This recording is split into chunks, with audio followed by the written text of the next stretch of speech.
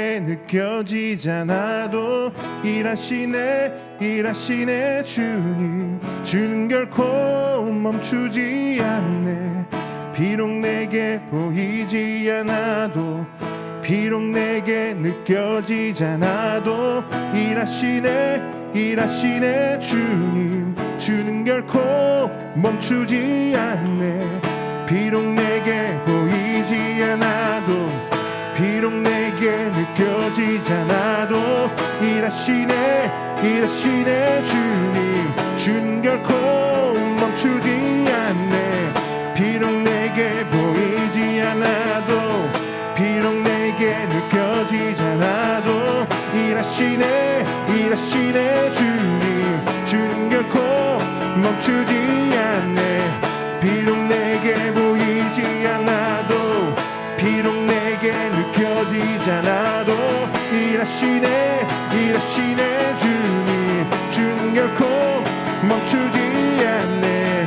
비록 내게 보이지 않아도, 비록 내게 느껴지잖아도 일하시네 주님.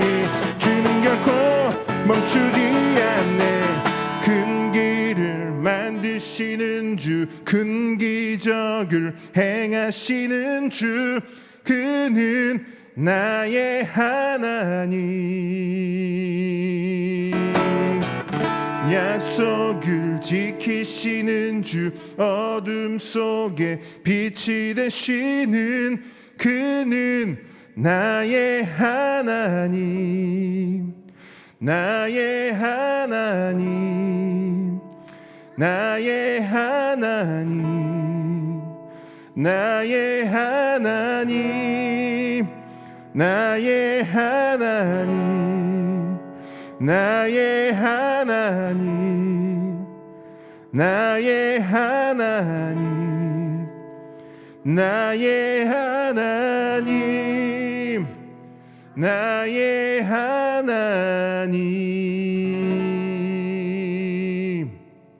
할렐루야. 아멘. 우리 지금 함께 기도하기 원하는데요.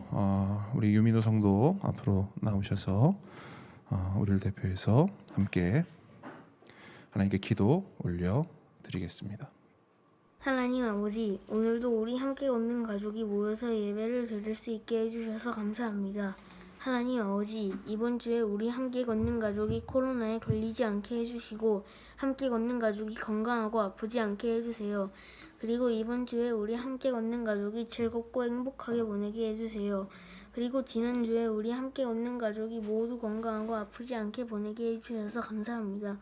하나님 아버지, 우리가 지난주에 하나님 말씀에 순종하지 않고 하나님이 하지 말라고 하신 일을 했습니다. 모두 용서해 주세요. 그리고 우리가 가족끼리 다투고 동생과 싸운 일도 모두 용서해 주세요. 하나님 아버지, 우리가 하나님의 말씀에 순종하고 하나님이 하지 말라고 하신 일을 안 하게 도와주세요. 그리고 우리 가족과 동생과 다투거나 싸우지 않게 도와주세요. 하나님, 그리고 우리가 지금 코로나 때문에 힘듭니다. 그래도 우리가 코로나를 이겨낼 수 있도록 도와주세요. 그리고 이번 말씀 장난치거나 떠들지 않고 드리게 해주세요. 그리고 함께 걷는 가족이 어디 있든지 하나님과 함께 걸어갈 수 있도록 도와주세요. 하나님, 우리가 하나님께 이 헌금을 드립니다. 이 헌금을 받아주시고 이 헌금이 하나님이 멀리까지 전해질 수 있는 도구로 사용되게 해주세요. 예수님의 이름으로 기도했습니다. 아멘. 아멘. 네, 귀한 기도 감사드립니다. 기도가 나날이 무르익어 가는 것 같아요. 감사합니다, 주님께. 말씀 보겠습니다. 오늘 주님께서 우리에게 주신 하나님 말씀은 출애굽기 14장 1절로 14절 말씀입니다.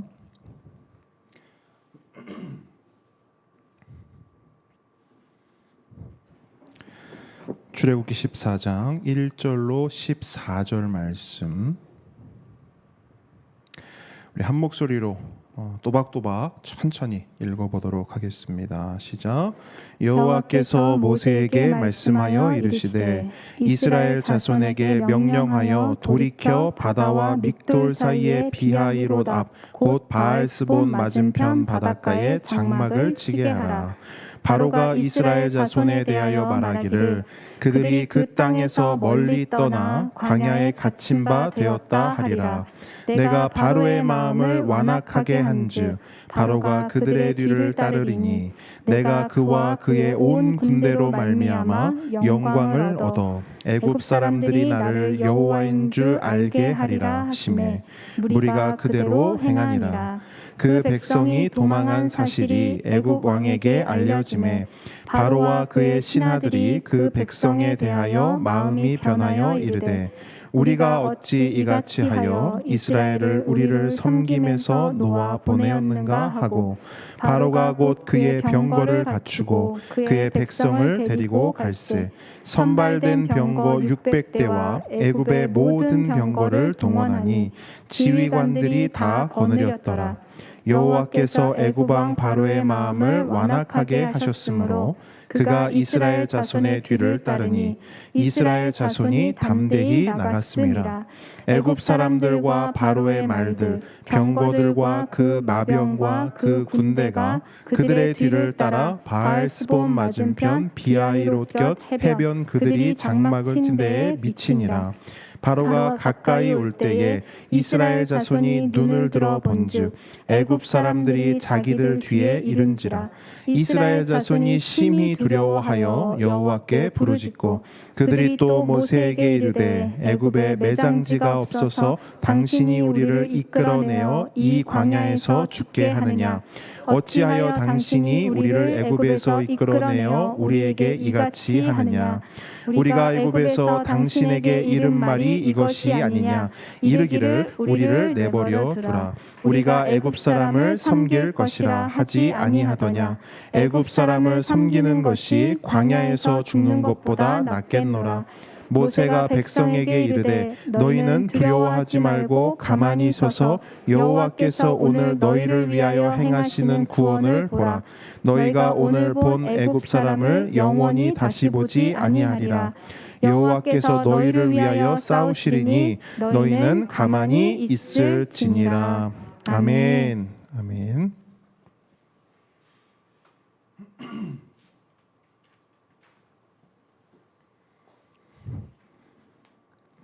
겸손과 순종의 마음으로 오늘 이 말씀을 함께 받도록 하겠습니다. 오늘의 말씀은 위기입니다. 위기에 대해서 함께 묵상하기를 원하는데요.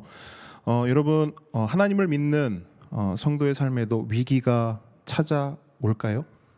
어떻습니까? 하나님을 믿어요. 하나님의 백성이에요. 하나님의 성도입니다. 위기가 찾아옵니까? 안 찾아옵니까? 찾아옵니다. 우리 경험상 그래요, 그죠?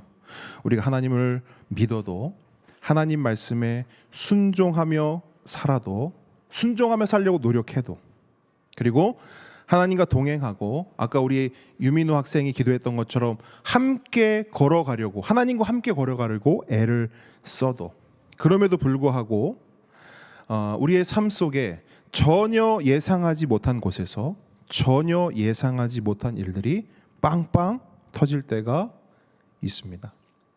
그것이 부부 문제든 자녀 문제든 직장 문제든 아니면 건강 문제든 그 모양과 크기만 다를 뿐 우리의 삶에는 성도의 삶에는 위기가 찾아옵니다. 동의하십니까? 아멘. 동의하시죠? 그래서 오늘 설교 제목을 이렇게 잡아왔어요. 자, 성도임에도 하나님 백성임에도 위기가 찾아옵니다. 그럼 우리가 오늘 말씀을 통해서 뭘 묵상해야 하는가? 바로 우리 삶에 위기가 찾아올 때 이게 오늘 설교 제목이에요. 오늘 본문을 가만히 보시면 오늘 본문도 그것을 말하고 있어요. 우리의 위기를 말하고 있습니다. 하나님 백성, 하나님의 성도가 마주하는 위기에 대해서 말씀하고 있어요. 오늘 본문 보시면 이제 막 광야 여정을 시작한 이스라엘에게 위기가 찾아옵니다. 근데 그 위기가 어떤 위기냐? 그냥 보통 위기가 아니라 어떤 위기냐? 한마디로 벼랑 끝 위기예요. 벼랑 끝에 선 것 같은 그런 위기가 이스라엘 백성에게 찾아왔습니다. 우리가 지난주 살펴보았듯이 이제 이스라엘은 애굽을 탈출했어요. 그리고 가나안을 향하여 멀고 험한 여정을 시작했습니다. 이제 막 시작했어요. 물론 지름길로 가지 못하고 광야길로 돌아가는 것이 그들 마음에 약간의 걸림이 있었지만 괜찮았어요. 왜냐하면 그들이 광야 입구인, 지난주 본문 보시면 광야 입구 에담이라는 곳이 나와요. 그 광야 입구 에담에 장막을 쳤을 때 어떤 일이 일어나느냐? 그들 눈앞에 하나님의 구름 기둥과 불 기둥이 나타났어요. 그래서 그들 마음에 지름길로 가지 못한 것이 약간의 걸림이 있었지만 괜찮았어요. 불기둥과 구름기둥이 그들 앞에 나타났기 때문입니다. 마치 여러분, 노아가 방주에서 나왔을 때 하나님이 뭘 선물로 주셨죠? 하늘의 무지개. 노아가 방주에서 나왔을 때 하나님이 무지개를 선물로 주셨던 것처럼 하나님 백성 이스라엘이 광야의 첫걸음을 딱 내딛었을 때 하나님이 뭘 선물로 주시느냐? 구름 기둥과 불 기둥을 선물로 주신 거예요. 이게 어떤 걸 의미한다고 말씀드렸죠? 지난주에 동행, 하나님의 동행을 상징한다 말씀드렸어요. 멀고 긴 광야길, 처음부터 끝까지 하나님께서 인도해 주시고 하나님께서 지켜 주시겠다는 그 동행의 약속이 뭐다? 구름 기둥, 불 기둥이다. 그래서 이스라엘은 지름길이 아닌 돌고 돌아가는 광야길이지만 나름의 기대와 설렘을 가지고 그 여정을 시작했습니다. 하나님께서 가장 좋은 길로 인도하실 것을 믿음으로 뚜벅뚜벅 가나안을 향해 나아간 것이죠. 그런데 여러분 보세요. 이스라엘의 이 모습이 우리의 언제 모습 같아요? 이제 막 예수님 믿고 하나님 믿고 나도 이제 하나님 백성이 됐구나, 하나님 자녀가 됐구나, 나도 이제 그리스도인이 됐구나, 이제 성도가 됐구나 하면서 기대와 설렘을 가지고 그 성도의 삶, 광야 같은 삶이지만 그럼에도 하나님 함께 하시기 때문에, 주님 함께 하시기 때문에 그 삶 속에 기대와 설렘이 있는 바로 그 모습을 보여준다는 것이지요. 그런데 보세요. 그렇게 한 4일 정도가 지났어요. 이스라엘이 광야길을 걸어간 지 한 4일 정도가 지났어요. 그러니까 여러분 계속 이걸 생각하시면서 들으셔야 되는 거예요. 이 광야길과 우리의 이 신앙의 걸음걸음을 한번 잘 생각하시면서 들어보세요. 한 4일이 지났습니다. 근데 이스라엘 백성이요, 뭔가 이상한 거예요. 뭔가 이상해요. 뭐가 이상하냐면 길이 이상합니다. 길이 이상한 거예요. 정확히 알 수는 없어요. 왜? 광야길이니까, 초행길이니까, 모르는 길이니까. 근데 뭔진 정확히 모르겠는데 왔던 길을 되돌아가는 것 같은 그런 불길한 느낌이 드는 거예요. 여러분, 불길한 느낌은 늘 어때요? 맞아요. 그 불길한 느낌이 정확하게 맞았어요. 이스라엘은 애굽을 떠나 분명히 광야길, 가나안을 향한 그 광야길로 간다고 생각했는데 돌아가고 있었어요. 다시 애굽으로. 본문 1절로 2절 말씀 함께 읽어보겠습니다. 1절로 2절 시작. 여호와께서 모세에게 말씀하여 이르시되 이스라엘 자손에게 명령하여 돌이켜 바다와 믹돌 사이에 비하이롯 앞 곧 바알스본 맞은편 바닷가에 장막을 치게 하라. 자, 여러 지명들이 나와요. 뭐 여기저기 뭐 어디로 가라 저기로 가라, 그 사이에 뭐가 있다, 여러 지명들이 나오는데 사실 이 부분들은 지금까지 이 성경을 연구한 사람들 사이에 굉장한 논쟁거리예요. 그래서 결론은 뭐냐? 여기서 나오는 지명이 정확히 어딘지를 몰라요. 모른다가 결론이에요. 현재 결론. 그렇기 때문에 우리가 주목할 것은 여기가 어디냐가 아니에요. 우리가 주목할 한 단어가 있어요. 그게 뭐냐? 돌이켜예요. 돌이켜. 보이시죠? 돌이켜. 이 말이 무슨 말이냐면 그 뉘앙스 그대로예요. 오던 길로 되돌아가다예요. 하나님이 돌이켜 이렇게 말씀하셨는데 이 뭐냐면 모세에게 이렇게 말씀하시는 거야. 야, 이스라엘 백성 이끌고 오던 길로 되돌아가라. 자, 이스라엘이 어디서 왔어요? 애굽에서 왔죠. 그럼 하나님은 이스라엘을 지금 어디로 인도하고 계신 거예요? 다시 애굽으로 인도하고 계신 거예요. 그리고 한 장소를 정해 주세요. 그리고 그곳에 장막을 쳐라 말씀하십니다. 그 장소가 어디냐면 2절 보십시오. 비하히롯 앞 곧 바알스본 맞은편 바닷가입니다. 여기서 뭐 다른 것은 뭐 일단은 차치해 두고 하나만 보세요. 바닷가. 이 바닷가가 어디 바닷가를 말할까요? 우리가 잘 알고 있는 홍해 바다를 말해요. 그러니까 홍해 바다 앞에 뭘 해라? 장막을 쳐라. 바닷가 앞에 장막을 쳐라. 오늘날로 말하면 바닷가 앞에 캠핑을 해라 이 말이에요. 장막을 쳐라. 임시 거처를 그곳에 세워라. 근데 여러분 바닷가 앞에서 캠핑해 보셨나요? 굉장히 좋아요. 나중에 우리 함께 걷는 교회도 바닷가 앞에서 캠핑을 할 날이 있겠죠. 자, 진짜 좋거든요. 그래서 얼핏 생각해 보면 하나님의 이런 인도하심이 나쁘지 않다라고 생각할 수 있어요. 역시 하나님이 이스라엘이 먼 길 떠나기 전에 좀 쉼을 가지고 한 타임 좀 쉬고 가라고 이렇게 배려해 주시는구나 이렇게 생각할 수도 있는 거예요. 그런데 문제는 뭐냐면 지금 이스라엘이 이렇게 한가하게 캠핑할 때가 아니다? 아니에요. 이럴 때가 아니라는 거예요. 이스라엘은 지금 뭘 해야 되냐면 최대한 빨리 애굽으로부터 멀어져야 돼요. 애굽으로부터 벗어나야 해요. 왜 그렇습니까? 바로의 마음이 언제 바뀔지 모르기 때문이에요. 열재앙 때 보세요.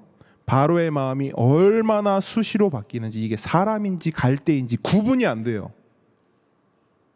언제 바로의 마음이 바뀔지 모르는 그 상황에 바닷가 앞에서 한가롭게 캠핑할 수 없다는 거예요. 그런데 이스라엘은 지금 그걸 하고 있는 거예요. 그것도 애굽과 가까운 그 바다 앞, 홍해 바다 앞에 캠핑, 장막을 치고 있는 거예요. 근데 여러분 여기서 이 표현이 이 뉘앙스가 뭘 말하는지가 굉장히 중요하거든요. 이 장소가 지리적으로 어떤 상황이냐면 뒤에는 애굽이고요. 앞에는 홍해 바다예요. 무슨 말이냐면 홍해 바다와 애굽 사이에 이스라엘 백성이 딱 끼어 있는 거예요. 그렇게 보기 좋은 풍경이 아닌 거예요. 다른 말로 하면 막다른 골목에 몰린 거예요. 아까 제가 했던 표현대로 하면 벼랑 끝에 이스라엘이 서 있는 거예요. 그래서 이스라엘이 이러한 상황을 본문 3절에 보잖아요. 정확하게 표현해주고 있어요. 후반절 보세요. 광야에 어떻게 되었다? 갇힌 바 되었다. 막다른 골목에 몰렸어요. 벼랑 끝 위기에 놓인 상태입니다. 그런데 여러분 진짜 문제는 지금부터예요. 우려했던 일이 일어나요. 그게 뭐냐? 바로가요. 이스라엘의 이런 상황을 알게 된 거예요. 5절 한번 보세요. 5절 함께 읽어볼까요? 5절 시작. 그 백성이 도망한 사실이 애굽 왕에게 알려지매 바로와 그의 신하들이 그 백성에 대하여 마음이 변하여 이르되 우리가 어찌 이같이 하여 이스라엘을 우리를 섬김에서 놓아 보내었는가 하고. 자, 바로는요 이스라엘을 보내긴 보냈죠. 근데 어쩔 수 없이 보냈습니다. 이스라엘을 놓아주긴 놓아줬는데요. 그 마음에 미련이 한가득 남아 있었어요. 여러분 생각해 보세요. 이스라엘의 빈자리가 얼마나 크게 느껴졌겠어요. 당장 이스라엘이 하던 일을 자신들이 다 해야 합니다. 귀찮은 일, 하기 싫은 일, 특별히 벽돌 굽는 일, 그거 얼마나 고된 일이에요. 그런데 이제 그 일을 누가 다 해야 돼요? 애굽 사람들 자기들이 다 해야 돼요. 이스라엘이 다 해줬었거든요. 근데 그 이스라엘이 지금 어떻게 됐어요? 떠났어요. 그런데 여러분 한동안은 이스라엘의 그 공백, 이스라엘의 빈자리를 애굽이 잘 몰랐어요. 왜 몰랐냐? 온 집안이 그러니까 온 나라가 어떤 상황이었어요? 초상집이었잖아요. 초상집. 애굽의 모든 장자, 초태생들이 다 다 죽었잖아요. 그런 상태였어요. 그래서 잘 모르다가 어느 정도 마음이 좀 추스려지고 장례 일정이 어느 정도 진행된 후에 정신을 차려 보니까 누가 없어요? 이스라엘이 없는 거예요. 얼마나 아쉽고 후회가 됐겠어요. 그러던 중에 희소식이 들린 거예요. 어떤 희소식이냐? 글쎄, 이 바보 같은 이 이스라엘이 광야를 빙글빙글 헤매다가 길을 찾지 못하고 다시 애굽으로 오다가 애굽과 바다 사이에 탁 갇혀 있다라는 그 소식이 들린 거예요. 바로와 애굽에게 얼마나 희소식이었어요. 그야말로 복음이죠. 바로가 어떻게 했겠어요? 기회다 싶었어요. 곧장 애굽의 최정예 특수부대를 이끌고 이스라엘을 잡으러 갑니다. 그게 6절 7절이에요. 함께 읽겠습니다. 시작. 바로가 곧 그의 병거를 갖추고 그의 백성을 데리고 갈새 선발된 병거 600대와 애굽의 모든 병거를 동원하니 지휘관들이 다 거느렸더라. 여러분, 병거가 뭔지 아시죠? 병거는 뭐예요? 말이 끄는 수레죠. 이게 지금이야 별거 아닌 것처럼 생각되지만 그 당시에는요, 이 병거가 군사들이 사용할 수 있는 무기 중에 가장 강력한 무기였어요. 그래서 당시에는 누가 전쟁에서 이기냐? 병거가 많은 나라가 이깁니다. 그 정도로 병거는 그 나라의 힘과 국력과 그 능력을 상징하는 그런 상징물이었어요. 학자들에 의하면 당시 애굽 주변 나라들이 보유한 병거 수는 한 나라가 보유한 병거 수가 많아야 한 150대, 200대 정도였다고 해요. 그런데 바로의 병거 부대 어때요? 선발된 병거, 즉 잘 훈련된 병거만 몇 대요? 600대. 출연해서 최고의 병거만 모아놨던 600대예요. 그럼 그 외에도 어마어마한 병거가 있다는 얘기겠죠. 그 7절 보시면 그 600대 외에도 모든 병거와 지휘관들을 어떻게 했대요? 다 동원했다고 말하고 있어요. 이게 제가 뭘 말하고 있냐면 바로는요, 이스라엘을 반드시 잡아오겠다라고 하는 것을 이 병거의 수, 동원한 이 군사력을 통해서 보여주고 있는 거예요.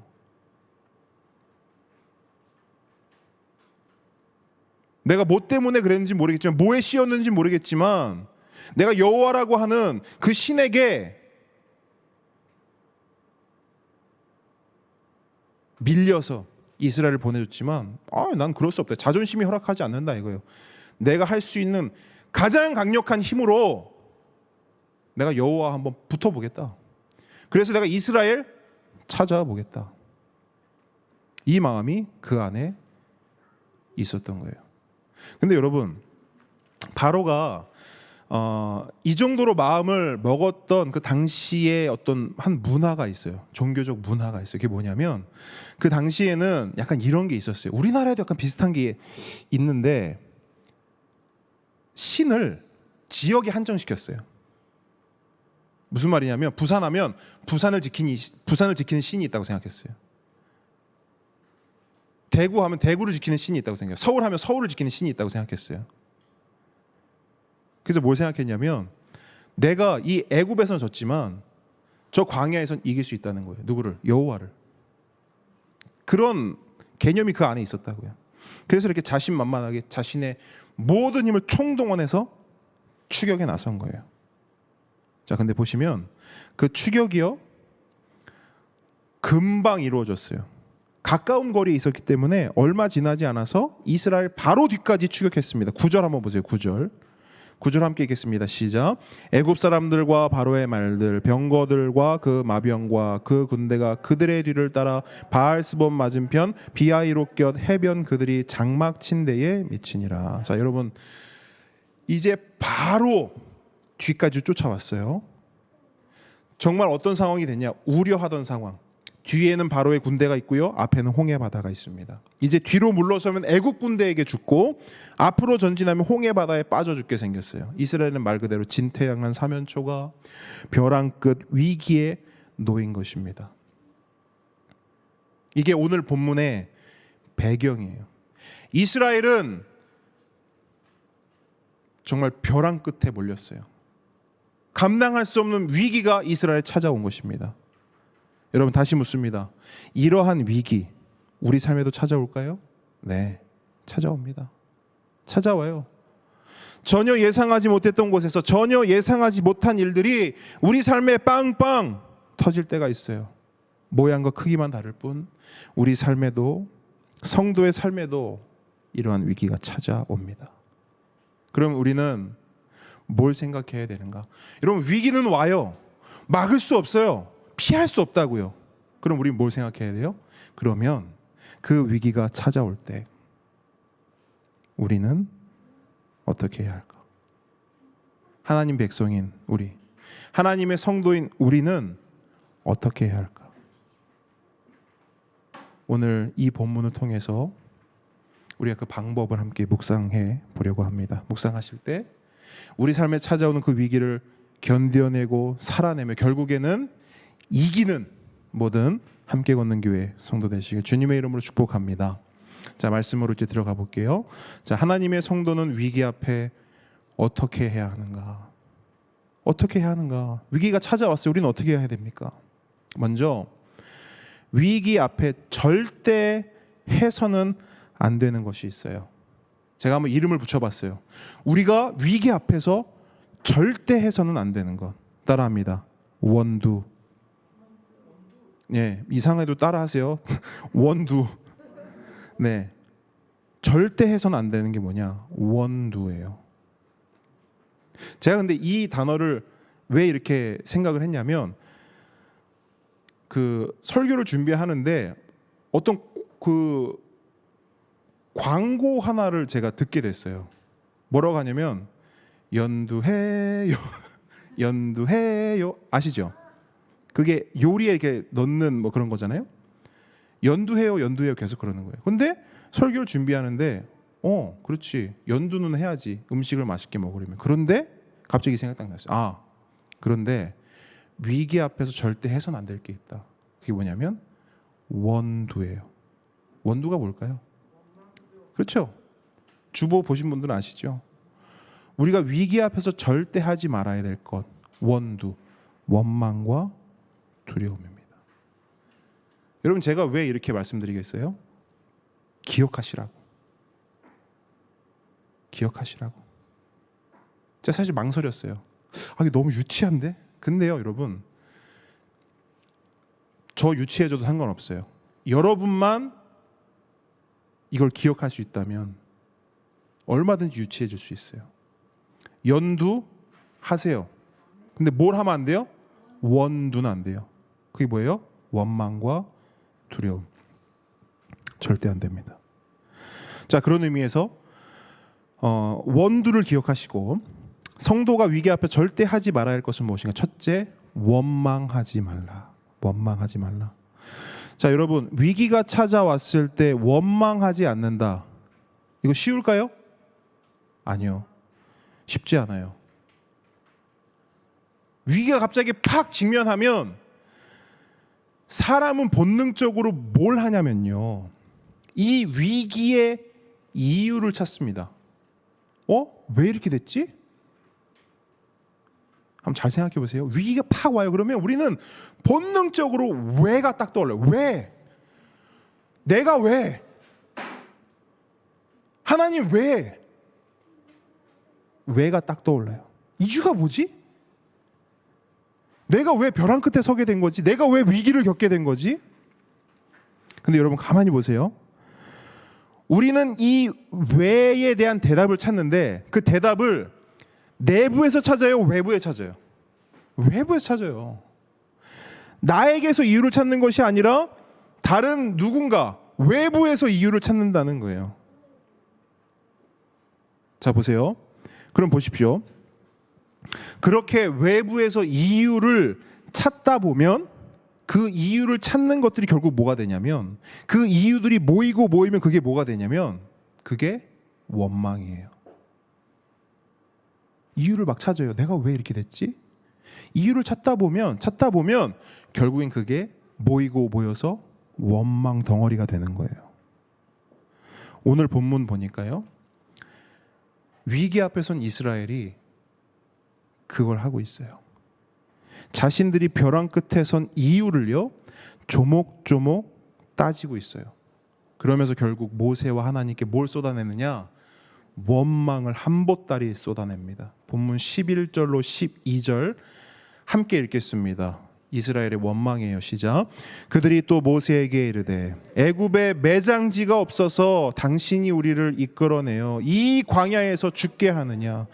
어찌하여 당신이 우리를 애굽에서 이끌어내어 우리에게 이같이 하느냐?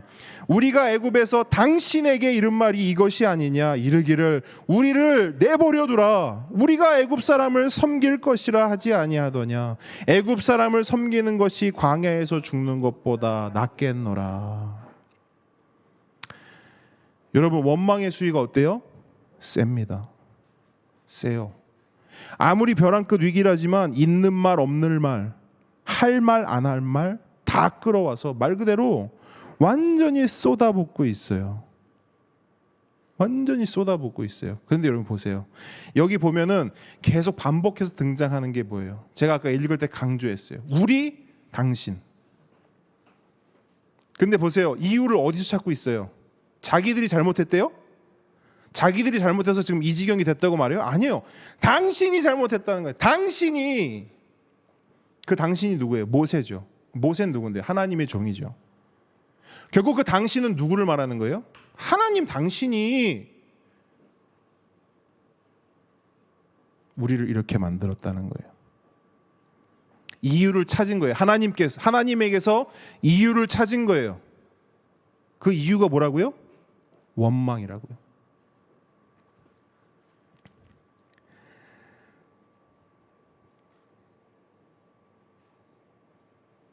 물론 여러분, 이 본문을 쭉 보시면 이렇게 막 난리를 치는 이스라엘이 전혀 이해되지 않는 건 아니에요.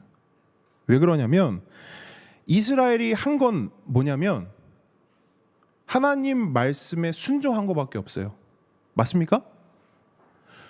지금 여기에 이스라엘이 오자고 해서 온 거 아니잖아요. 이스라엘은 뭘 따라온 거예요? 하나님의 구름 기둥 따라온 거예요. 하나님과 함께 걸어온 거예요. 하나님과 동행해서 온 거라고요. 근데 왔더니 뭐예요? 위기인 거예요. 자기들한테는. 그러니까 원망이 되죠. 우리도 그러잖아요. 하나님, 나 하나님 잘 믿고 교회 열심히 다니고 하나님, 내가 나름대로 하나님 영광 위해서 하려고 노력했는데 하나님 이게 뭐예요? 우리도 똑같잖아요. 그러니까 이스라엘이 이해가 된다고요.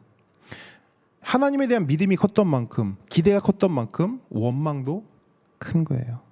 그런데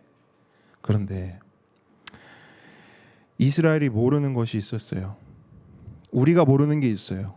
만약 그들이 이걸 알았다면, 이 사실을 정말 제대로 알았다면, 이해했다면 이스라엘은 절대 이렇게 원망하지 않았을 거예요. 우리도 이스라엘처럼 그렇게 원망하지 않았을 거예요. 그게 뭐냐?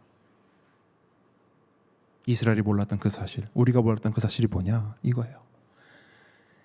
이 위기 또한 하나님의 계획이다. 이걸 몰라요. 이 벼랑 끝 위기조차도, 이 벼랑 끝에 서는 위기조차도 하나님의 계획하심 안에 있다는 사실을 이스라엘이 몰랐다고요. 우리가 모른다고요.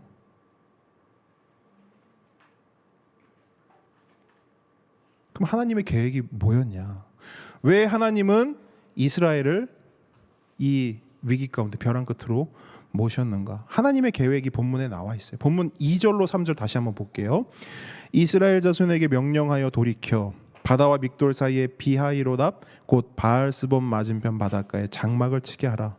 바로가 이스라엘 자손에 대하여 말하기를 그들이 그 땅에서 멀리 떠나 광야에 갇힌 바 되었다 하리라.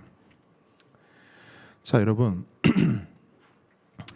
이 2절 3절은 잘 보셔야 돼요. 지금 누가 하는 말씀이에요? 누구 말씀을 기록해 놓은 거죠? 그렇죠? 하나님 말씀이에요. 2절 3절이요. 그렇죠? 근데 여러분, 하나님의 이 말씀을 읽으면서 혹시 떠오르는 단어 없으세요? 저는 이 말씀을 쭉 읽어보니까 한 단어가 딱 떠올랐어요. 그 단어가 뭐냐면 믿기예요. 믿기. 그러면서 영화 대사 한 줄이 딱 떠올랐어요.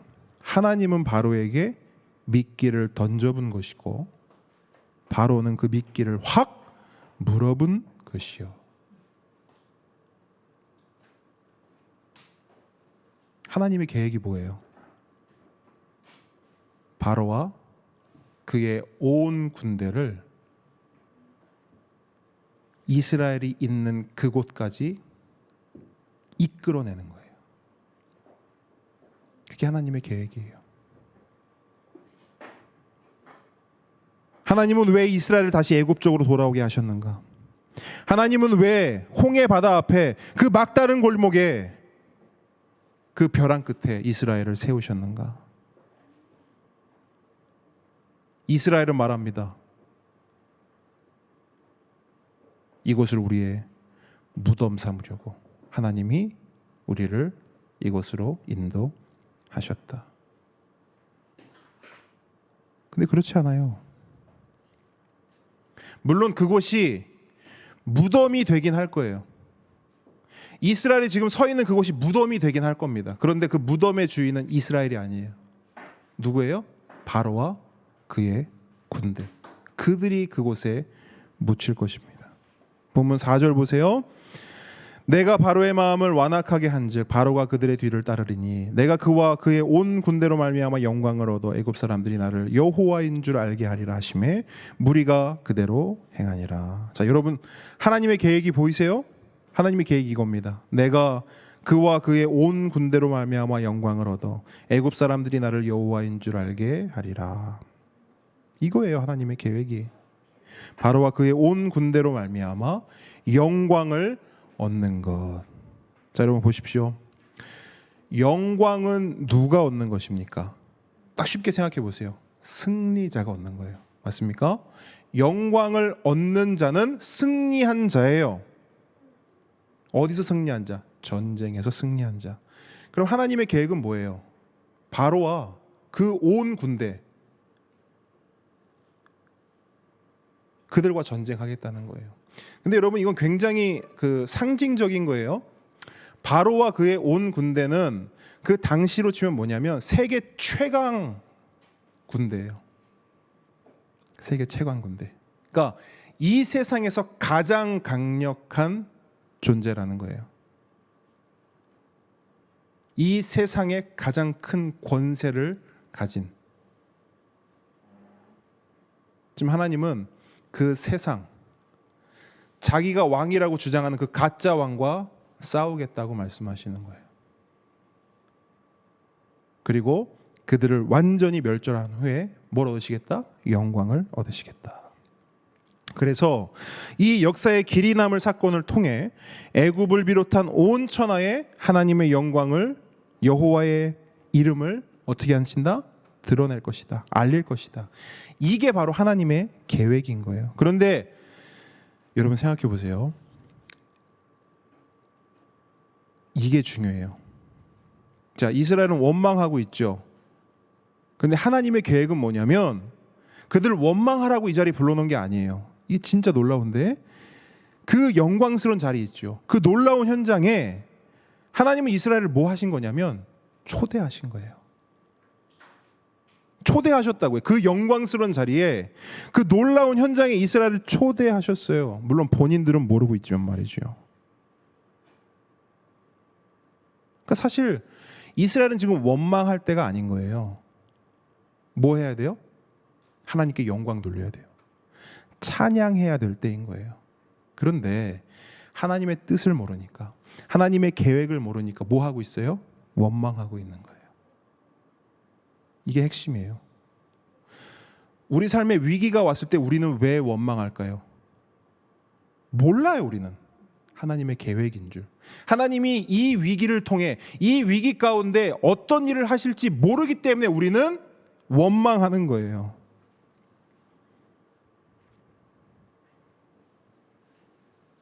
그럼 우리는 이것만 알면 돼요. 어떻게 원망하지 않을 수 있는가? 이 위기도 하나님의 뭐다? 계획이다. 비록 내 눈에는 당장 죽을 것처럼 보여요. 어쩔 수 없어요. 뒤에 애국 군대가 쫓아오고 앞에 홍해 바다인데 아이고, 원망이 왜 안 나오면, 한숨이 왜 안 나와요? 당연하죠. 근데 하나님을 믿는다는 게 뭐냐면, 신앙을 가졌다는 건 뭐냐면, 그때 비밀 한 가지를 알고 있다는 거예요. 이게 하나님을 믿는 거거든요. 그 비밀이 뭐예요? 아, 이것도 하나님의 계획이다. 이게 이번 단락의 핵심이에요. 하나님의 계획이라는 걸 알면 원망하지 않을 수 있어요. 원망 안 하고 그럼 뭘 하냐? 찬양할 수 있어요. 할렐루야. 그게 하나님 믿는 사람이 가지고 있는 놀라운 비밀이에요. 그 비밀을 간직하며 살아가는 우리 모두 되길 축복합니다. 그렇기 때문에 여러분, 이 말씀을 분명히 새기고 기억했으면 좋겠어요. 저를 한번 따라해 주십시오. 위기도 하나님의 계획이다. 이것만 우리 안에 있으면 우리가 벼랑 끝에 서도 아골골짝을 걸어도 우리는 언제든지 하나님을 찬양할 수 있을 줄 믿습니다. 이걸 우리가 기억하는 것이 너무너무나 중요합니다. 자, 위기가 찾아올 때 뭐 하지 마라? 원망하지 마라. 왜? 그 위기 또한 하나님의 계획이니까. 이 말씀을 새기는 우리 모두 되기를 축복합니다. 한 걸음 나아갑니다. 자, 성도가 위기 앞에 절대 하지 말아야 하는 것 무엇인가? 두 번째, 원두하지 말라 했어요. 원망했으니까 이제 뭐 해야 돼요? 두려워하지 말라. 두려워하지 말라. 사실 여러분, 두려워하지 않는다, 이거는요, 원망하지 않는 것보다 사실 더 어려워요. 왜? 원망은 행동이지만 두려움은 뭐예요? 감정이잖아요. 그죠? 행동은 우리가 하고 안 하고를 어느 정도 통제할 수 있어요. 근데 감정을 통제할 수 있습니까? 그건 쉽지 않아요. 쉽지 않아요. 두려운 감정이 확 들어요. 그걸 어떻게 떨쳐내죠? 아시는 분 있으면 좀 알려주세요. 그거는 힘들어요. 안 돼요. 두렵지 마라. 두려움 멈춰. 이런다고 두려움이 나가는 것도, 두려워하지 않는 것도 아니에요. 우리의 요동치는 심장을 우리가 통제할 수 없듯이 두려운 감정은 우리가 통제할 수 없어요. 숨길 수 없는 것입니다. 전에 이런 일이 있었어요. 제가 방글라데시에 선교사로 나갔을 때, 참고로 방글라데시는 이슬람 국가잖아요. 그죠? 89%가 이슬람교, 그 다음에 10%가 힌두교, 나머지 1%가 기독교, 불교 여러 종교를 합친 게 1%예요. 그래서 방글라데시는 이슬람교입니다. 그래서 그들이 뭐 겉으로 내세우기는 공식적으로 다른 종교를 인정해요. 그러니까 종교의 자유를 인정한다고요. 그런데 실제로 그 나라에 들어가 보잖아요. 말은 인정한다고 하는데 다른 종교 인정하지 않아요. 종교 활동을 할 수가 없습니다. 그래서 방글라데시에는 우리나라에는 없는 특별한 경찰이 있어요. 그게 뭐냐? 종교 경찰이에요. 종교 경찰이라는 존재가 있습니다. 뭐 하는 사람들이냐? 타종교. 특별히 누가 가장 이 선교 활동을 활발하게 하죠? 기독교죠. 그래서 이 기독교 선교사들을 감시하고 통제하는 사람들이 바로 종교 경찰들이에요. 바로 그 종교 경찰을 처음으로 만났던 날이 딱 떠올랐어요. 두려움하니까 그날이 딱 떠올랐어요. 아주 생생하게 떠올랐어요. 당시 저희 선교팀은 대표 선교사님 한 분과 저를 포함한 3사람의 팀원이 있었습니까? 4명이 한 조로 움직였었죠. 모두가 한국인이었기 때문에 방글라데시 어디를 가든 눈에 띄었습니다. 한 번은 식사를 하고 있었어요. 늘 그렇듯 주변에 관심이 몰렸습니다. 그 중에서 특별히 출중한 외모를 가지고 있는 정정합니다. 출중한 덩치를 가지고 있는 저에게 늘 이렇게 사람들이 관심이 몰렸어요. 그래서 그날도 이 사람 저 사람과 어울려 이야기했습니다. 또 제가 또 이게 모르겠어요. 한국에서는 별로 안 그런 것 같아요. 이렇게 나가면 이렇게 오지랖이 많아져요. 뭐 먹고 있으면 한국에서 다른 사람 식사하고 있는데 갈 수 없잖아요. 근데 나가면은 뭐 먹냐, 맛있냐, 맛볼 수 있냐. 그날도 이제 그렇게 하고 있었어요. 그런데 식당 바깥쪽에서 한 사람이 저를 이렇게 손짓해요. 그래서 나는 늘 그렇게 사람들이 관심을 가지니까 나갔어요. 딱 나갔는데 갑자기 다짜고짜 저대는 거예요. 너희들 어디서 왔어? 물론 한국말로 한 게 아니고 그 나라 말로 너희들 어디서 왔어? 그 정도는 알아들을 수 있는 수준이었어요. 그래서 한국에서 왔다 이렇게 말했어요. 그랬더니 한국에서 왜 여기까지 왔어? 이렇게 묻는 거예요. 그 선교사님께 훈련 받은 게 있었어요. 누가 이렇게 물으면 대답해라. 그게 뭐였냐면 여행하러 왔다. 우리 투어리스트다. 사실 말이 안 되죠. 누가 거길 여행을 갑니까? 누가 거길 여행? 그건 관광지가 아니었거든요. 그랬더니 그래 좋은 시간 보내라. 그러더니 가는 거예요. 근데 그래 좋은 시간 보내라 하고 딱 돌아서는데요. 싸한 거예요. 이거 이상하다. 왜냐하면 방글라데시 사람들이 엄청 친절해요. 그 사람들 항상 해피해요. 항상 웃고 항상 친절하게 대해주고 가난하지만 행복한 나라. 세계에서 제일 행복한 나라라고 하지 않습니까? 근데 그날은 그 사람은 싸한 거예요. 그래서 선교사님한테 갔어요. 선교사님 이런 일이 있었습니다. 그랬더니 선교사님이 갑자기 복화술을 하기 시작해요. 야, 다 웃어. 야, 웃어. 싱글싱글 웃어. 짐 정리해서 다 따라와. 이러는 거예요. 우리만 알아들을 수 있게. 그래서 뭔가 상황이 발생했다 생각했죠. 근데 갑자기 두려움이 확 몰려오는 거예요. 막 심장이 뛰는데 막 심장이 진짜 막 입으로 막 나올 것처럼 막 심장이 막 뛰기 시작하는 거예요. 선교사님은 계속 웃으라 하지. 근데 웃음이 안 나와요. 심장이 막 너무 뛰니까. 선교사님 계속 막 아무렇지도 않게 행동하래요. 어떻게 아무렇지도 않게 행동해? 막 걷는 것도 막 이렇게 막 손하고 바로 같이 나가 막 웃으면서 이렇게 하는데 그게 안 되는 거예요. 그러다 같은 팀원이었던 자매가요 갑자기 울기 시작합니다. 왜냐하면 20대 청춘들이 그런 상황을 경험을 해봤겠냐고요. 그때 생각됐어요. 범죄자들이 이게 도망 다니는 게 보통 일이 아니겠다. 내가 죄진 것도 아닌데 너무 두려운 거예요. 그래서 어떻게든 애써 태어난 척하면서 막 걸어갔어요. 사람들 사이에 그 사람들이 보이는 거예요. 한두 명이 아니었어요.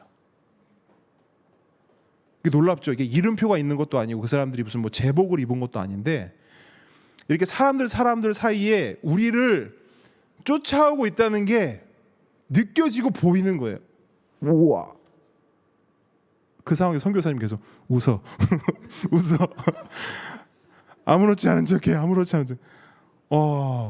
근데 여러분 그게 안 되더라고요. 두려워하지 마. 안 되던데요? 통제가 안 된다고요. 그래서 그런 상황에서 그 이후에 어떻게 되었는가? 이분은 제가 다음에 왜냐면 이게 예화를 아껴야 돼요. 일부러 딱 잘라가지고 여기까지 두려움 예화로만 딱 쓰겠습니다. 그 뒤에는 할렐루야가 또 나오는 예화가 있어요. 그거는 나중에 to be continue. 오케이, 그때 하도록. 그래서 제가 오늘 이 본문을 묵상하면서 이 두려움이라는 단어를 생각하면서 이스라엘이 어땠을까 생각해봤어요. 근데 지금 이스라엘 그 상황에서 두려워하지 마라 라고 말하는 건 사실 좀 의미 없는 말처럼 저는 느껴졌어요. 왜? 저도 경험을 해봤으니까. 여러분도 경험해봤을 거예요. 두려움이 확 들어오잖아요. 아, 괜찮아, 두려워하지 마. 그거 안 된다니까요. 안 된다고요. 10절 보세요. 10절 보시면 바로가 가까이 올 때 이스라엘 자손이 눈을 들어 본즉 애굽 사람들이 자기들 뒤에 이른지라 이스라엘 자손이 심히 두려워하여 여호와께 부르짖고, 이렇게 돼 있어요. 여기 보시면 심히 두려워하여 이런 말 있잖아요. 이 말이 있잖아요. 근데 이게 원어로 보니까 이게 그냥 보통 두려움이 아니에요. 그냥 좀 무서웠다 이 정도가 아니에요. 공포예요. 공포. 근데 어떤 공포냐면 공황 상태에 이르게 하는 공포예요. 지금 이스라엘은 공황 상태에 빠진 거예요. 그냥 아이고 무서워, 아이고 이 정도가 아니라 그냥 아예 공황 상태에 빠졌어요. 그럼 왜 이런 공포를 느꼈는가 여러분 생각해 보세요. 430년 동안 괴롭힘을 당했어요. 누구에게? 바로와 애굽에게. 근데 그들로부터 이제 자유를 얻었죠. 아, 이제 바로와 애굽 볼 일 없어 하고 왔는데 불과 며칠 만에 그 바로와 애굽을 탁 마주한 거예요. 여러분, 어떤 폭력 사건이나 심각한 사건이 일어나도 피해자 가해자를 어떻게 해요? 분리하잖아요. 그죠? 왜 분리하죠? 다시 만나는 그 자체가 2차 가해가 되는 거예요. 우리가 트라우마 얘기하잖아요. 트라우마. 그죠? 그 사람을 보는 것만으로도 그 상황 속으로 다시 빨려 들어가는 거예요. 피해자는.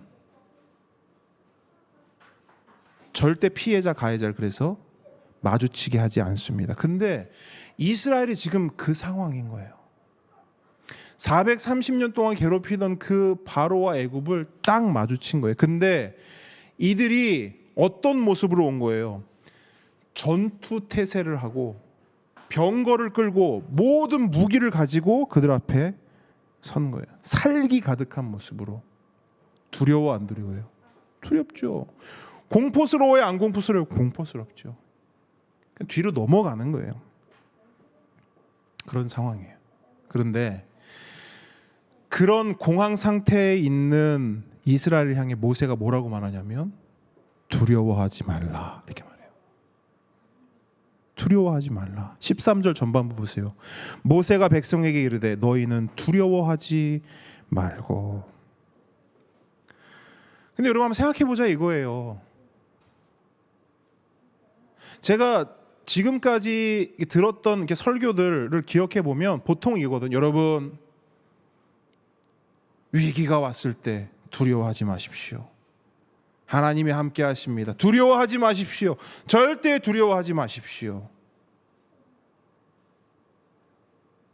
그 생각해 봤어요. 그게 될까? 될까요, 여러분? 모세가 두려워하지 말라. 그러면 이스라엘이 맞지. 우리 두려워하면 안 되지. 이렇게 됩니까? 안 된다고. 이게 아까 다 설명드린 거죠. 이 두려움은 행동이 아니라 감정이기 때문에 우리가 통제가 안 된다고요. 근데 모세는 두려워하지 말라 이렇게 말하는 거예요. 그래서 제가 이렇게 봤어요. 근데 모세는 확실히 달라요. 모세를 통해 일하신 하나님은 확실히 달라요. 그 뒤에 보니까 두려워하지 않을 수 있는 방법이 있더라고요. 13절 나머지 부분도 함께 보세요. 모세가 백성에게 이르되 너희는 두려워하지 말고, 그 다음에 어떻게 하라가 나와요. How to, 어떻게 하냐 그게 나와요. 가만히 서서, 여기서부터 중요해요. 여호와께서 오늘 너희를 위하여 행하시는 구원을 어떻게 하라? 보라. 보라. 핵심 단어는 보라예요. 보라. 보라의 방점이 찍혀요. 무슨 말이냐? 너희들의 시선을 옮기라는 거예요. 왜? 두려움의 문제는 시선에서 시작되기 때문이에요. 그러니까 너희들의 시선을 옮기라는 거예요. 좀 보세요, 여러분. 이스라엘의 공포가, 두려움이 어디서 시작됐는가? 10절 말씀 다시 보세요. 10절 보시면 이스라엘의 두려움이 어떻게 시작되어 있는지, 어디서 시작되는지 나와요. 바로가 가까이 올 때 이스라엘 자손이 눈을 들어 어떻게 했대요? 본즉. 이거예요. 여기서 공포가 시작되고 여기서 두려움이 시작된 거예요. 이스라엘 자손이 눈을 들어 본즉. 그들이 뭘 봤어요? 애굽 사람들을 봤어요. 애굽 사람들을 봤을 때 두려움이 그들을 사로잡은 거예요. 근데 여러분 이것도 한번 생각을 해보세요. 우리가 세상을 살아가면서 하늘만 보며 살 수는 없잖아요. 맞습니까? 우리는 이 땅에 살기 때문에 이 땅을 봐야 돼요. 현실을 봐야 돼요. 현실을 마주할 수밖에 없습니다. 이스라엘도 그랬어요. 마찬가지였어요. 그들도 애국 군대를 보려고 본 게 아니에요. 저 뒤에서 요란한 소리가 막 땅땅땅땅땅 막 함성 소리와 요란한 소리가 나니까 자연스럽게 몸이 어떻게 반응해요? 돌아본 거죠. 맞죠? 이게 우리가 살아가는 세상이고 현실이에요. 우리가 세상을 보려고 보는 게 아니라니까요.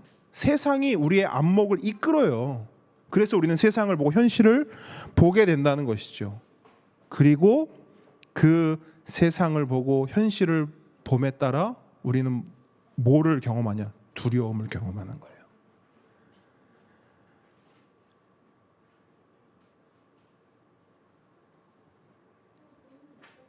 그러니까 결론적으로 뭐냐면 우리는 이 땅에 살아가면서 두려움을 어쩔 수 없이 경험할 수밖에 없어요.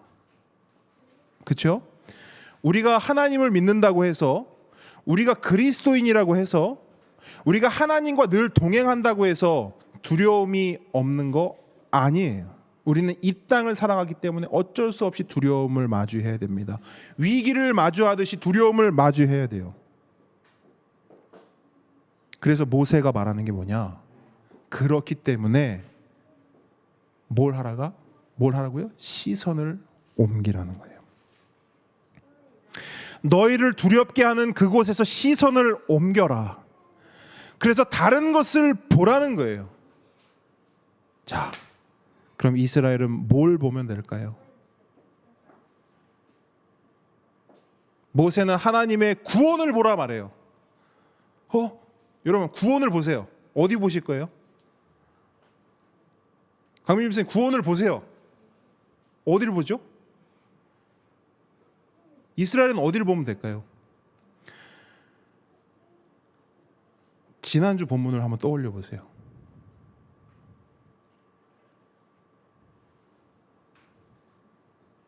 이스라엘에게 지금 하나님이 함께 하시죠. 맞습니까?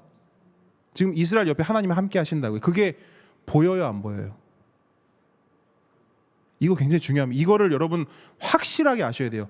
지금 이스라엘 옆에 하나님이 함께 하시는데 그게 이스라엘 눈에 보여요, 안 보여요?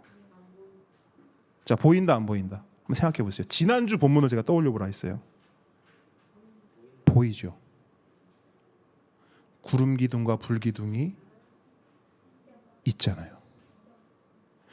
그러니까 여러분 이걸 생각하셔야 돼요. 구름 기둥과 불 기둥이 그냥 우리가 생각하는 것처럼 그냥 상상 속의 그게 아니라 실제로 구름 기둥과 불 기둥이 이스라엘과 함께 했다니까요. 그러니까 이스라엘 옆에는 구름 기둥과 불 기둥이 지금 있는 거예요. 그러니까 그들 눈에는 홍해 바다만 보이는 게 아니라 애굽 군대만 보이는 게 아니라 구름 기둥, 불 기둥도 보여요.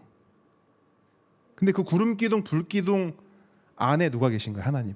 성경 이 말씀을 보면요, 이 굉장히 표현이요 놀라운 게 구름 기둥과 불 기둥은요 하나님이 보내신 게 아니에요. 무슨 뭐 하나님의 분신처럼 구름 기둥과 불 기둥을 보내면 슉슉 보낸 게 아니라 성경 표현을 보잖아요. 구름 기둥, 불 기둥 안에 하나님이 계신다 말해요. 그럼 뭘 말하냐면 구름 기둥, 불 기둥이 하나님인 거예요. 하나님의 현현이, 하나님의 보이는 하나님이에요. 구름 기둥, 불 기둥은. 여기에 우리가 초점을 맞춰야 돼요. 지금 모세가 하나님의 구원을 보라 이 말은 추상적인 말이 아니에요. 뜬구름 잡는 식이 아니에요. 여러분이 상담을 오면 주사님 그래도 하나님 의지하셔야죠. 하나님 붙잡으셔야죠. 하나님 바라보셔야죠. 이 말이요, 어떤 면에서 굉장한 위로가 되는데 어떤 면에서는 그게 무슨 말인지 모르겠어요. 맞죠? 하나님 보세요. 뭐 어디 볼 거예요? 근데 모세는요, 굉장히 구체적으로 말하고 있는 거예요. 하나님을 보라. 구원을 보라. 그래서 성경은 이스라엘의 행동을 이렇게 표현해요. 그들이 눈을 들어 본즉 이렇게 표현해요. 그냥 봤다 안 하고 눈을 들어 본즉, 뭔가 행동적으로 그들의 상황을 묘사하고 있다고요. 그럼 보자고요. 그들이 눈을 들어 봤는데, 그들이 눈을 조금만 더 들었다면 뭐가 보일까요? 구름 기둥, 불 기둥이 보이는 거예요. 그들의 시선이 조금만 옮겨져서 하늘을 향했다면 그들은 애굽 군대가 아니라 하나님을 봤을 거예요.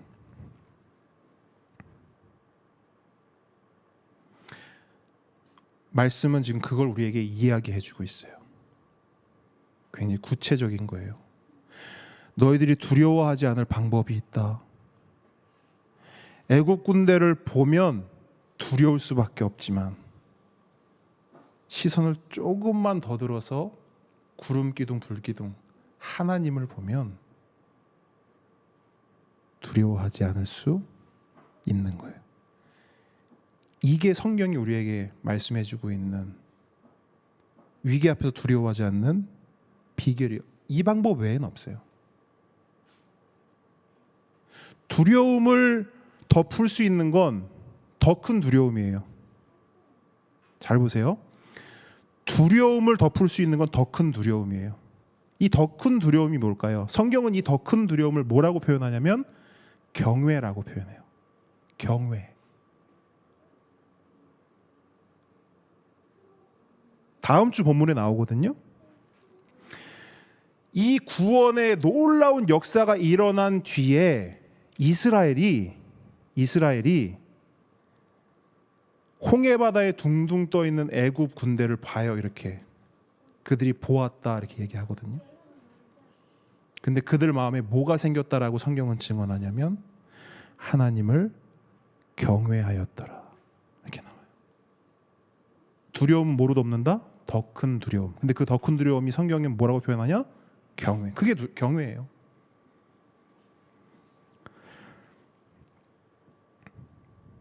여러분, 두려움은 우리가 눈을 감는다고 해서 사라지지 않습니다. 이스라엘이 애굽 군대를 보고 있어요. 막 오고 있어요. 그때 너무 두려우니까 눈을 확 감아요. 눈을 감는 순간 내 눈에 애굽 군대는 보이지 않지만 눈을 다시 뜨면 거기 애굽 군대가 여전히 있어요. 무슨 말이냐면 눈을 감는다고 해서 문제가 해결되는 게 아니에요. 위기가 사라지는 게 아니에요. 두려움이 사라지는 것도 아니에요. 두려워하지 않을 수 있는 건 눈을 감는 게 아니라 시선을 옮기는 거예요. 누구에게로? 하나님에게로. 애굽보다 크신 하나님을 볼 때, 애굽보다 크신 하나님, 세상보다 크신 하나님, 위기보다 크신 하나님, 문제보다 크신 하나님을 바라볼 때 두려움이 사라지는 거예요. 그래서 모세가 말합니다. 너희는 두려워하지 말고 가만히 있어서 여호와께서 오늘 너희를 위하여 행하시는 구원을 보라. 이게 모세의 선언이에요.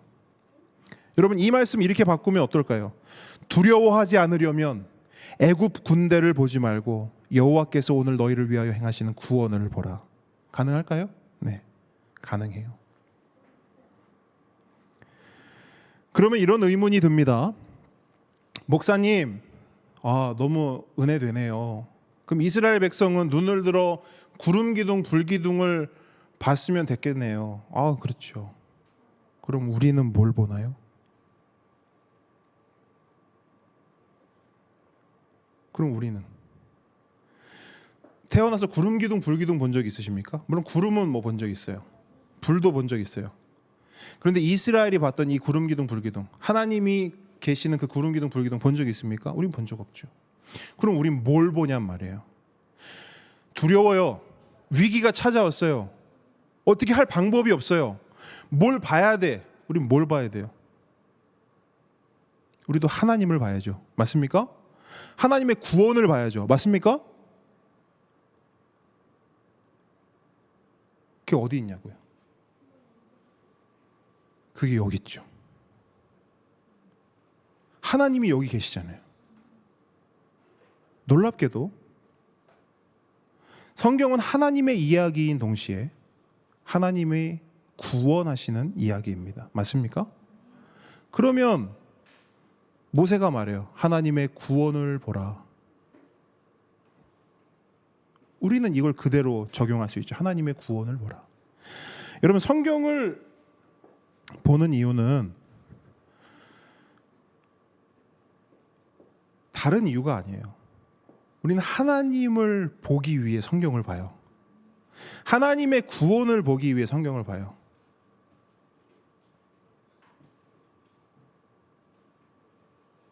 바꿔 말씀드릴게요. 성경을 보지 않으면 하나님을 볼 수 없어요. 성경을 보지 않으면 하나님의 구원을 우리는 볼 수 없어요.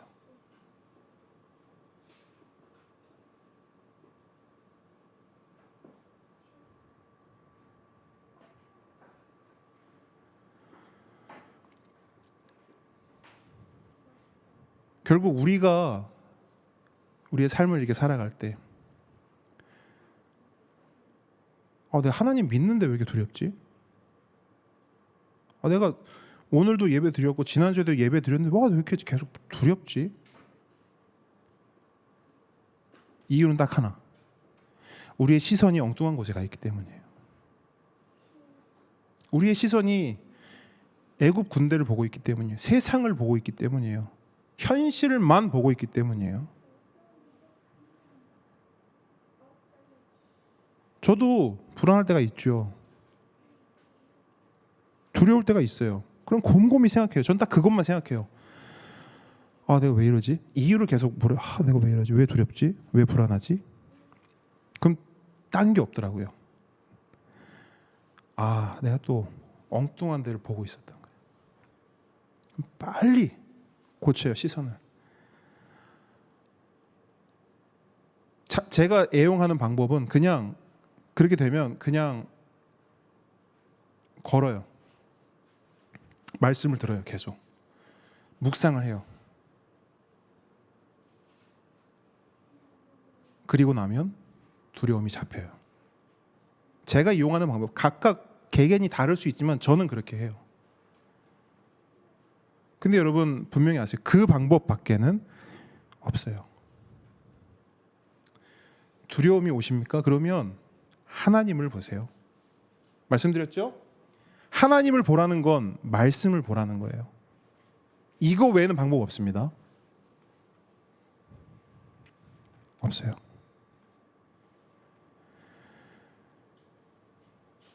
하나님 말씀으로 두려움을 이겨내는, 위기를 헤쳐나가는 우리 모두가 되길 주님으로 축복합니다. 자, 절대 하지 말아야 하는 거 두 가지. 뭐 하지 말라? 원두하지 말라. 마음 새기세요. 원두하지 말라. 자, 절대 하지 말아야 할 것이 있다면 반드시 해야 될 것도 있겠죠. 한 가지만 묵상할게요. 마지막이에요. 하나님의 성도는 위기 앞에 원두하지 말아야 하지만 반드시 해야 될 것이 있습니다. 무엇을 해야 되는가? 이거 합니다. 따라해 보세요. 가만히 있어야 한다. 뭘 해야 한다고요? 자, 헷갈릴 수 있어요. 헷갈리죠. 잘 들어보세요. 위기가 찾아올 때 우리는 뭘 하면 된다고요? 가만히 있어야 합니다. 하라는 거예요? 말라는 거예요? 둘 다예요. 해야 하는 게 있는데 해야 하는 게 뭐냐? 가만히 있는 거예요. 제가 일부러 살짝 비틀어 봤어요. 여러분 기억하시라고. 위기의 순간에 우리가 해야 할 일은 무엇이냐? 가만히 있는 거예요. 우리가 해야 할 일은 아무것도 안 하는 거예요. 우리가 해야 할 일은 아무것도 하지 않는 거예요. 아니 목사님, 위기가 왔는데 어떻게 아무것도 안 합니까? 목사님 좀 착각하신 거 아니에요? 목사님 좀 잘못 생각하신 거 아니에요? 아니요. 제 얘기가 아니라 하나님의 말씀이 그렇게 말씀하고 있어요. 14절 함께 읽겠습니다. 14절 시작. 여호와께서 너희를 위하여 싸우시리니 너희는 가만히 있을지니라. 자, 하나님께서 모세의 입을 통해 말씀하세요. 너희는 어떻게 하라? 가만히 있을지니라. 근데 여러분, 가만히 있어야 할 이유가 중요해요. 그 이유가 뭐예요? 앞에 나오죠. 여호와께서 너희를 위하여 싸우시리니. 다른 말로 하나님께서 너희를 위하여 일하시리니. 여러분, 이거 진짜입니까? 정말 하나님께서 우리를 위해서 일하세요? 네, 일하십니다. 하나님께서는 자기 백성을 위하여 일하시되 처음부터 끝까지 일하세요. 하나님은 일하실 때 절대 몸을 사리지 않으세요. 심지어 독생자 아들 예수를 내주기까지 일하세요. 여러분, 세상에 이렇게 일하는 사람이 있을까요? 없어요. 오직 하나님만 이렇게 일하세요. 그래서 앞서도 말씀드렸지만 창세기부터 요한계시록까지는 하나님의 구원이 기록되어 있다고 말씀드렸죠. 다른 말로 하면 하나님의 일하심이 기록되어 있는 책이 바로 성경이에요. 하나님의 일하심이 가득한 책 성경. 우리가 앞서도 고백했어요. 우리가 고백한 찬양. 비록 내게 보이지 않아도, 비록 내게 느껴지지 않아도 우리 주님 뭐 하신다고요? 일하시네. 주는 결코 멈추지 않네. 우리가 이렇게 고백할 수 있는 이유가, 그 증거가 어디 있느냐? 성경에 있어요. 그래서 성경은 제가 이름을 붙여봤어요. 성경은 하나님의 작업일지다. 가능할까요? 성경은 하나님의 작업일지다. 네. 성경은요, 하나님이 우리를 위해 어떻게 일하셨는지 기록한 작업일지입니다. 그래서 여러분, 아니 하나님이 날 위해서 일하셨다는데, 하나님이 뭐 날 구원하셨다는데 그 어디 가서 볼 수 있어요? 여기요, 작업일지. 여기 보시면 하나님의 일하심이 다 기록되어 있어요. 얼마나 세밀하게 기록되어 있는지 몰라요. 그래서 성경을 보면 하나님의 일하심이 보입니다. 얼핏 보면 성경은 사람들의 일로 가득 차 있는 것 같아요. 사람들이 이렇게 일했고, 사람들이 뭘 했고. 근데 성경을 보고 또 보고 또 보잖아요. 그러면 그 수많은 사람들은 사라져요. 그리고 누가 계시냐고요? 한 분 하나님만 딱 계시는 거예요. 사람으로 가득 넘치는데 결국 성경에서 일하는 분은 누구냐면 하나님이신 거예요. 사람도 일을 해요. 어떤 일을 하냐면 사고 쳐요. 성경에 사람이 막 일을 해요. 그러면 그건 뭐냐면 사고 치고 있는 거예요. 성경을 가만히 보세요.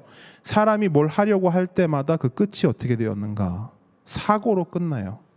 그래서 하나님은 뭐라고 말씀하세요? 너희는 가만히 있을지니라.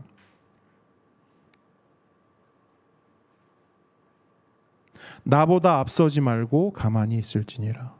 사람 생각으로 하려고 하지 말고 가만히 있을지니라. 사람 방법으로 하려고 하지 말고 가만히 있을지니라. 여러분, 위기 앞에 우리는 뭘 해야 됩니까? 가만히 있어야 돼요. 가만히 있는 것이 우리의 일입니다. 여러분, 혹시 물에 빠져 보셨습니까? 물에 빠진 사람을 본 적 있으십니까? 저는 본 적 있고 저도 물에 빠진 적이 있는데, 보통 물에 빠지면 우리는 어떻게 반응하죠? 살려고, 그렇죠? 물에 빠진 위기에 처하면 우리는 살려고 발버둥 쳐요. 근데 구조사들이 말하는 게 있어요. 물에 빠지면 뭐 하라? 가만히 있어라. 그리고 구조사들이 언제 그 사람을 구하러 들어갑니까? 막 난리칠 때 들어가요? 아니에요. 힘 다 빠지고 꼬르륵 가만히 있으면 그때 들어가서 데리고 나와요. 우리는 위기가 찾아오면 본능적으로 발버둥 쳐요. 이 위기를 벗어나기 위해서 내 힘으로, 내 생각으로, 나의 모든 것을 동원해서 어떻게든 이걸 빠져나가기 위해서 머리를 굴리고 손발을 빠르게 재빠르게 움직인단 말이죠.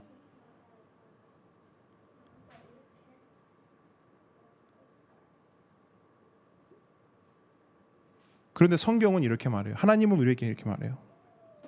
가만히 있어라. 위기가 찾아오면 가만히 있어라. 근데 얼핏 들으면 이렇게 생각할 수도 있거든요. 아니, 가만히 있으라고요? 우리를 너무 무시하는 거 아니에요? 근데 여러분 가만히 있어 보셨어요? 위기가 딱 왔어요. 그때 가만히 있어 본 경험이 있으신가요? 진짜 어렵거든요. 진짜 어려워요. 제가 작년에 코로나 막 시작되고 막 빵빵빵 터질 때 왜 이렇게 힘들지? 제가 돌이켜봤어요. 가만히 있어야 되니까 너무 힘든 거예요. 위기인데 뭐라도 해야 되는데 가만히 있어야 되니까 가만히 있을 수밖에 없으니까 그게 너무 힘든 거예요. 우리 지금 공간 때문에 기도하고 있잖아요. 기다리고 있잖아요. 그죠? 근데 이거 힘든 일이에요. 왜 힘드냐면 우리는 가만히 있어야 되기 때문이에요. 저는 개인적으로 이렇게 길 다니면서 건물도 잘 안 보려고 해요. 견물생심. 건물 보면 갖고 싶어요. 얻고 싶어요. 물론 뭐 건물 보는 게 나쁜 건 아니죠. 볼 필요도 있고요. 알아볼 필요도 있습니다. 근데 지금은 아닌 것 같아요. 지금은 뭐 할 때냐? 가만히 있으라. 왜? 하나님께서 너희를 위하여 일하시리니. 아멘이십니까?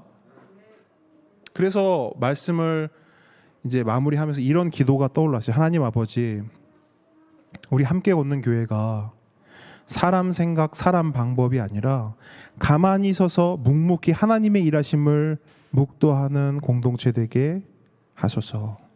이런 기도를 드렸어요. 우리 모두의 기도가 되기를 바랍니다. 아멘. 그게 하나님께서 우리에게 원하시는 바예요. 위기가 찾아왔을 때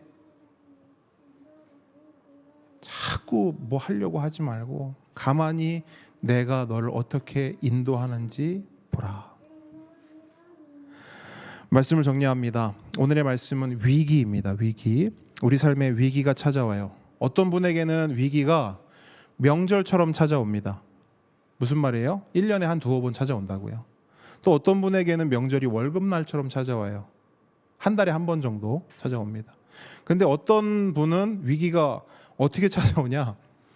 아침 해처럼 찾아와요. 무슨 말이에요? 아침에 눈 딱 뜨면 이미 위기가 와 있어.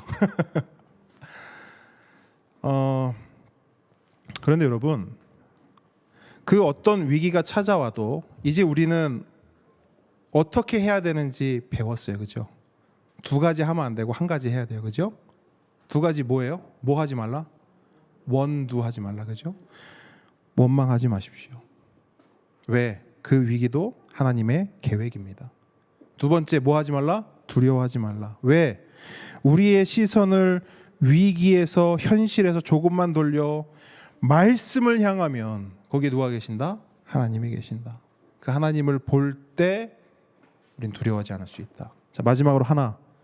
이건 반드시 해야 돼요. 뭘 해야 되는가? 가만히 있는 거. 가만히 있는 거. 하나님보다 앞서지 않고 내 생각, 내 뜻, 내 방법으로 하려고 하지 않는 그 가만히 있음의 법칙이 우리 가운데 있기를 축복합니다. 그렇게 위기를 견뎌내고 살아내며 결국에는 이겨내는 모두 함께 걷는 교회 성도 되시길 주님의 이름으로 축복합니다.